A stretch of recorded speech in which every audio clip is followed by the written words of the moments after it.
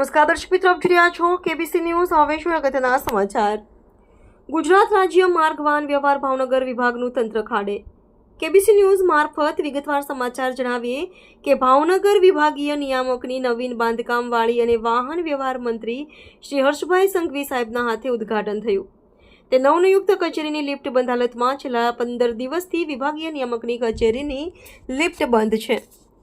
બહારથી આવતા મુલાકાતીઓ, સેવાભાવી સંસ્થાના વડીલો વિભાગ નિયામકની કચેરીએ વિભાગીય નિયામકશ્રીને મળવા માટે આવે ત્યારે મુલાકાતીઓ બીમાર હોય, બાયપાસ કરાવેલું હોય, અશક્ત હોય તેમ છતાં દાદરા ચડીને ફરજિયાત કચેરીની મુલાકાતે આવવું પડે છે।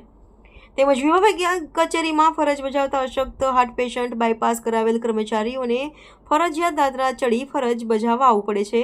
તેમજ નિવૃત્ત થયેલા અશક્ત, સિનિયર સિટીઝન, વયોવૃદ્ધ કર્મચારીઓ વિભાગીય નિયામકની કચેરી કામકાજે મુલાકાતે આવતા હોય તેઓએ ફરજિયાત દાદરા ચડી આવવું પડે છે।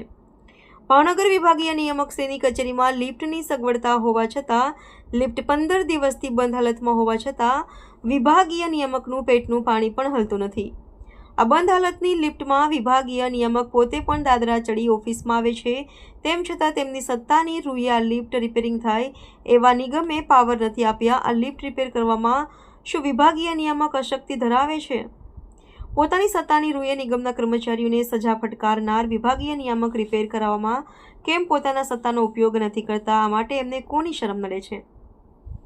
મુલાકાતીઓ, એસટી નિગમના વૃદ્ધ કર્મચારીઓ તેમજ વર્તમાન ફરજ બજાવતા બીમાર, બાયપાસ કરેલ કર્મચારીઓની મુશ્કેલીઓને નજર સમક્ષ રાખી તાત્કાલિક આ લિફ્ટ રિપેરિંગ કરાવે તેવી માંગ છે। રિપોર્ટર મુસ્તાકભાઈ મેઘાણી, કેબીસી ન્યૂઝ, ભાવનગર। વિભાગીય કચેરીની આ લિફ્ટ છે છેલ્લા 15 દિવસથી બંધ છે।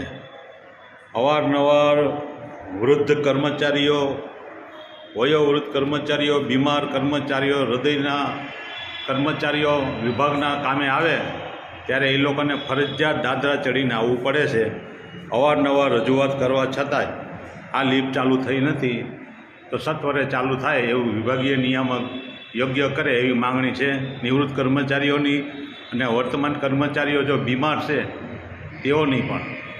આ વિભાગીય નિયામકની કચેરીની લિફ્ટ છે છેલ્લા 15 દિવસથી બંધ છે। રિપોર્ટર મુસ્તાકભાઈ મેઘાણી, ભાવનગર।